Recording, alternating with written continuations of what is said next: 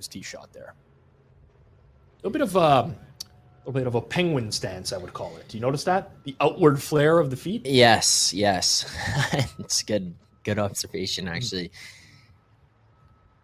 That's what I do. That's what I do. I call it like I see it, Zach. Yep. We appreciate that. The rules state you must play the ball as it lies.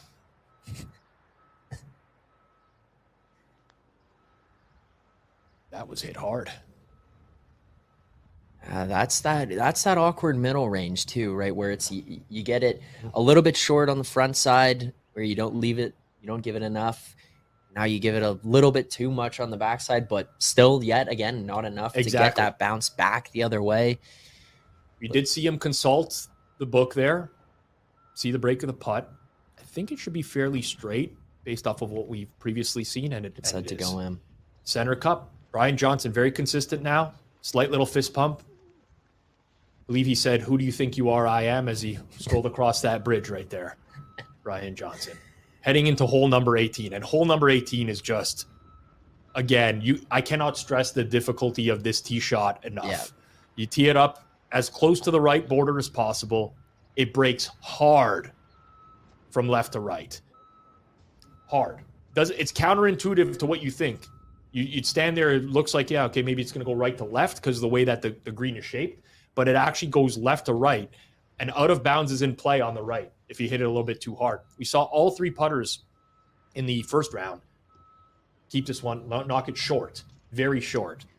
I don't know if wind is a factor right now or whatever, but this is a very, very tricky putt.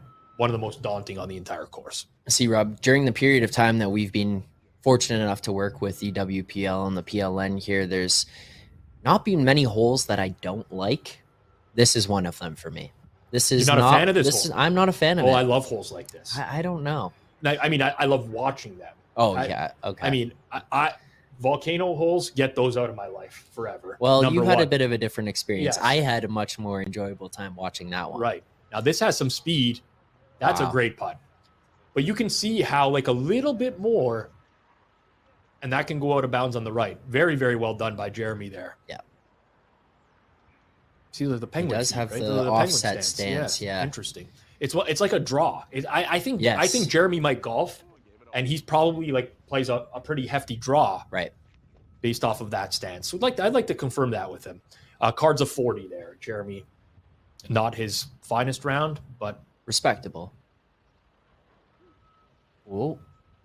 Well done. That was a nerves crept in as it got up on the ridge. This is a tough one. I mean, because Brian Johnson knows now, I just don't have to make a mistake here. You think the snowman on the hat is a bad omen? I'll tell you, I wouldn't be wearing a snowman hat I would not to a golf event. I wouldn't be.